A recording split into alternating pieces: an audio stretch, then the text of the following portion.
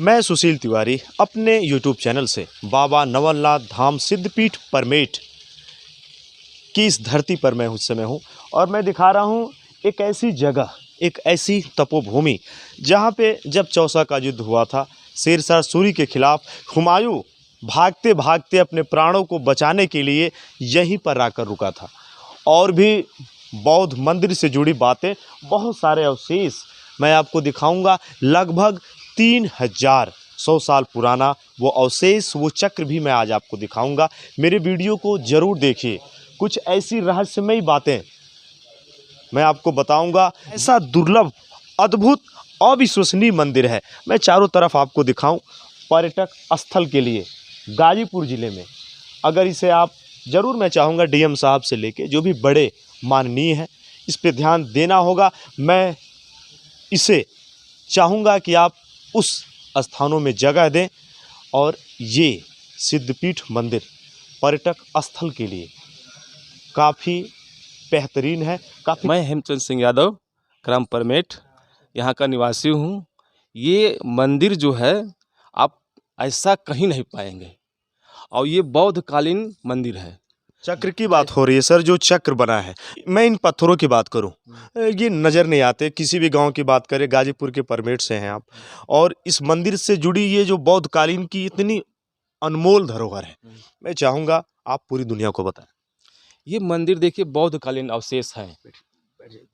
आप देख रहे हैं ना इसको, इधर भी देखिए ये ऐसी ही मूर्तियाँ बहुत थी यहाँ।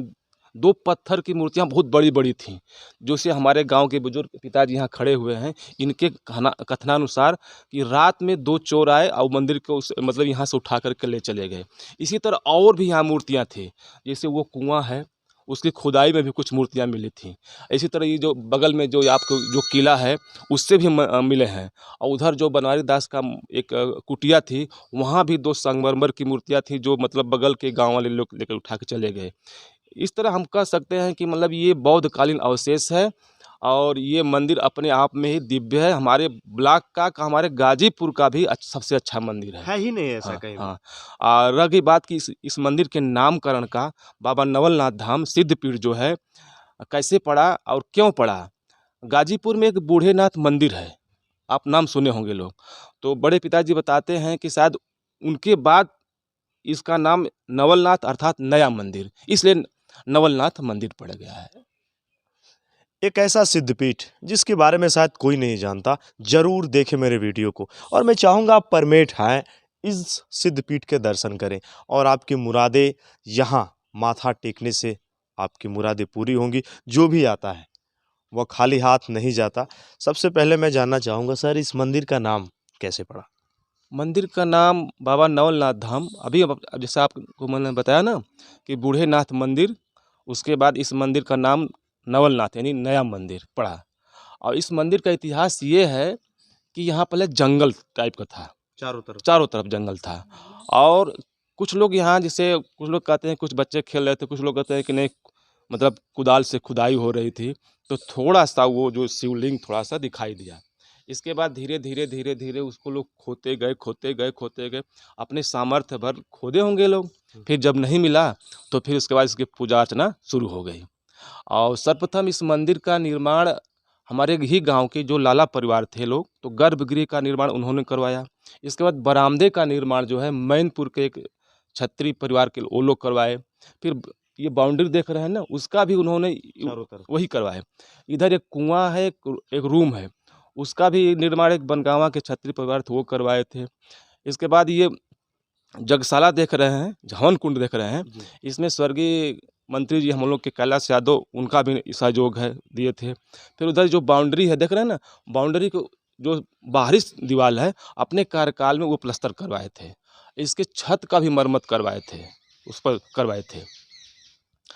और ये मंदिर जो है अपने ब्लॉक का सबसे अच्छा मंदिर समझ लीजिए, कह लीजिए कि सिद्धपीठ है, सबसे सिद्धपीठ है। और सावन में तो यहाँ इतनी भीड़ होती है कि मत पूछिए। और यहाँ पर आज से 7-8 साल या 10 साल पहले एक संत आए थे, उनका नाम था फलहारी दास, और वो साल भर यहाँ अनवरत रामायण पाठ करवाए, साल भर। मेरे वीडियो को ज़रूर देखिए। मैं सुशील तिवारी। अंदर कुछ आपको मैं आपको बताऊंगा। अंदर हम लोग आते हैं और मैं आपको दिखा रहा हूँ एक अद्भुत मंदिर, एक अद्भुत संयोग है ये। और गांव के लोग, ये परमेठ की धरती है, ये धरती परमेठ की, और भक्ति भाव का अद्भुत नमूना आपको देखने के लिए मिलेगा। मैं ये दिखा रहा हूँ, सच में मैं बहुत जगह गया हूँ मगर मुझे ऐसा कभी देखने के लिए नहीं मिला। ये निर्माण इसका करीब करीब मान चलिए कि 200 साल पहले हुआ होगा इस मंदिर का। और इस मंदिर की जिसे आस्था इतनी आस्था है कि एक बार हमारे गांव में एक बुजुर्ग थे, तो वो मंदिर रोज आते थे, पूजा पाठ बहुत करते थे और उनको दिखाई नहीं देता था।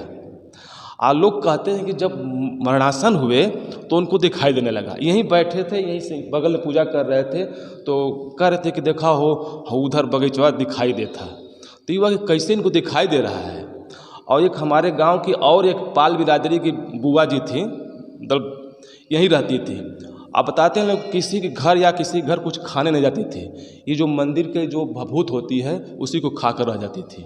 जैसे सबरी भगवान राम के मतलब इंतजार में रास्ता साफ करती थी, तो यह इस मंदिर से सीधे जाती थी। वो जो आप एक कुटी है बनवारी दास की, उसी से रास्ते से जाती थी, रास्ता साफ करते जाती थी, नदी से नहा करके आती थी, फिर यहाँ जल चढ़ाती थी। और ये मंदिर समझ लीजिए कि बहुत हजारों लोगों की आस्था का विषय है। पहले हम लोगों के यहाँ बारिश नहीं होती थी। जब बारिश नहीं होती थी तो हमारे यहाँ अगल बगल के 8-10 गांव मिल करके अर्घ भरते थे, गंगा जल लाते थे, बगल में गंगा जी हैं, वो लाते थे और इसको भरते थे। लगभग सैकड़ों की संख्या हम लोग लाते थे। और ये देखिए कि जो आप शिवलिंग देख रहे हैं, इनको अब भर नहीं पाते थे, इनकी जो शिवलिंग है वो डूब नहीं पाता था। और जैसे ही वापस जाते थे, जैसे ही वापस घर को भी नहीं पहुंचते थे, इतनी मूसलाधार बारिश होती थी, इतनी मूसलाधार बारिश होती थी कि मैं भगवान का विवरण करने में मैं क्या बताऊं। मेरी आस्था के सामने मैं इस तरह नतमस्तक हो रहा हूँ। ये भगवान का, हमारे नवनाथ बाबा का ये उचित अर्घ है ना, ऊंचा अर्घ है ना, लेकिन कभी नहीं भरता है। कितना हो इसको बंद किया जाए कभी भर नहीं पाता है। जो सिद्ध पीठ जो 11 क्या कहते हैं ज्योतिर्लिंग है ना, तो उसमें एक आप देखे होंगे कि अब ख्याल नहीं पड़ रहा है मुझे, ठीक सेम टू सेम यही है, यही कलाकृति है, उसी के आधार पर यह लिया गया है। जैसे इस मंदिर से जुड़ा एक कोट है, जिसको हम लोग कोट कहते हैं, लेकिन था ये किला ही था, जिसके चारों कोनों पर हम लोग के बुजुर्ग बताते हैं कि दीवार खड़ी थी। बीच में एक और मतलब गुम्बद टाइप का था, और वहाँ पे जिसे चारों कोनों पर सैनिक रहते थे सुरक्षा की दृष्टि से, बीच में भी था। और उत्तर साइड में नदी बहती है, गांगी नदी, दक्षिण साइड में गंगा बहती है। हम लोग किले के पास चलते हैं।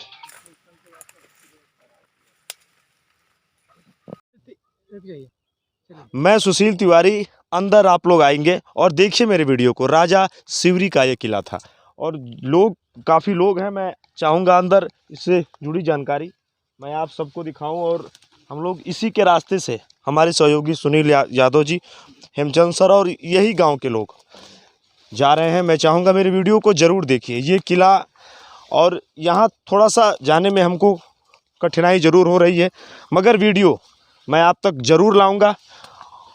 और यहाँ से मैं दिखाऊंगा कुछ ऐसा अद्भुत संयोग। यहाँ से उन नदियों के बारे में भी मैं आपको बताऊंगा जो आज कोई नहीं जानता। यहीं से मैं सुशील तिवारी। इस किले के बारे में और कौन कौन सी ऐसी बातें हैं जो कि आज लोग नहीं जानते। देखिए, ये इस किले के बारे में 2 किंवदंतियाँ हैं। कुछ लोग कहते हैं कि ये राजा सिवरी का किला था, है, और कुछ लोग कहते हैं कि बौद्ध कालीन सभ्यता के बाद यहाँ कोई मुसलमान राजा था और उसका बहुत ही आतंक था। तो आजमगढ़ से 2 क्षत्रिय राजकुमार यहाँ आए थे और उस मुसलमान आक्रांता का सर्वनाश कर करके यहाँ पर शांति स्थापित किए थे।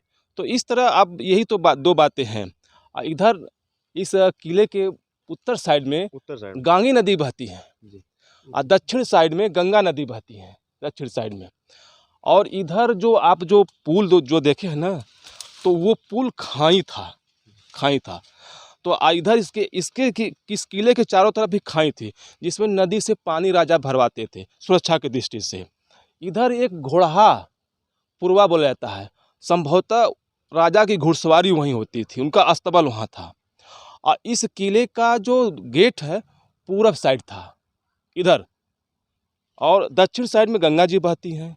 और इसके चारों कोनों पर, हम लोग के इस होश में तो नहीं, लेकिन लोग कहते हैं। हाँ, लोग कहते हैं कि पिताजी, अभी जो आप वो बड़े पिताजी जिनके आप 100 साल उम्र बता रहे थे, वो बताते हैं कि हमारे होश में चारों कोनों पर 4 दीवारें थीं और बीच में भी एक बहुत बड़ा गुम्बद टाइप का था, और उस पर राजा के सैनिक रहते थे और सुरक्षा के दृष्टि से चारों तरफ अपना देखा करते थे। जी, मतलब यही चीज़ें जो अभी भैया ने बताया बिल्कुल एक कहा जाए तो ऐतिहासिक परंपराओं को दृष्टिगत करता है। और मैं धन्यवाद करता हूं आपके इस चैनल के माध्यम से कि इतनी परंपरा को आपने पूरे समाज में बल्कि पूरे भारत में दिखाने का आपने जो प्रयास किया है। जो हमारे भाई साहब ने भी बताया कि किला के बारे में बताया और जो घोरहा के बारे में बताया, जो राजा के यहाँ अस्तबल हुआ करते थे। और सबसे बड़ा ये चीज़ है कि गंगा और गांगी के गोद में बसा हुआ है जो परमेठ है, आपके मुख्यालय गाजीपुर जनपद से 12 किलोमीटर दूरी पर है। आप सीधे रूट से जैसे ही जाएंगे, एक मौनी बाबा की तपोभूमि है, लगभग हजारों की संख्या में लोग जाते हैं यहाँ पे, और लोग जानते हैं। नज़र आपकी पड़ी, मैं इस चैनल का सौभाग्य, हमारा सौभाग्य है इस चैनल के माध्यम से जो आप रिपोर्टिंग करें। सुशील जी, आपके सहयोगी कैमरामैन का मैं हृदय से आभार अभिनंदन करता हूँ। और है ये जब से हुमायूं शेरशाह से चौसा का युद्ध हार करके गंगा पार करके आ रहा था इधर, यही जो गंगा जी। हाँ गंगा जी, तो संभवतः ये जंगल थे, एकदम जंगल थे। इधर एक पकड़िया घाट बोलते थे, वहाँ बनवारी दास रहते थे, बहुत पहले की बात है, दादा परदादा बताते हैं। और उनके आश्रम में पशु पक्षी, ये सियार और सुग्गा सब लोग आते थे। जैसे वो बोला था, सबका नाम लेकर बुलाते थे, सब आ जाते थे, सब अपना नाम भी रखे। हाँ, और अपने हिसाब से रखे। इस जंगल में हुमायूं एक दिन ठहरा था।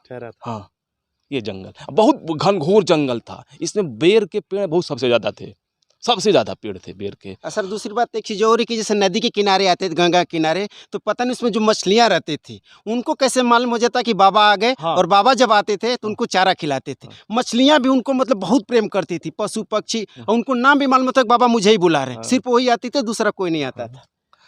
इस तरह ये मतलब अद्भुत गांव है। सर, एक अब करंडा कहा जाता है कि परम तिष्ठति तस्य नाम परमेठ, जो अर्थात ऊंचे पर बसता है उसका नाम परमेठ है। सर, एक जन्मभूमि कुंदन से कम नहीं होती और राष्ट्र की रागनी बंधन से कम नहीं होती, और चुटकी भर उठा के लगा लो माथे से, परमेठ गांव की मिट्टी किसी चंदन से कम नहीं होती। मतलब आप आ नहीं पाएंगे, बड़े बड़े घास और कुछ ऐसे टीले भी आपको नज़र आ रहे हैं जो कि मेरे सहयोगी दिखा रहे हैं। मगर मैं आपको ये बात बताऊं, थोड़ा सा मैं ज़रूर चाहूँगा सामने दिखाएं आप।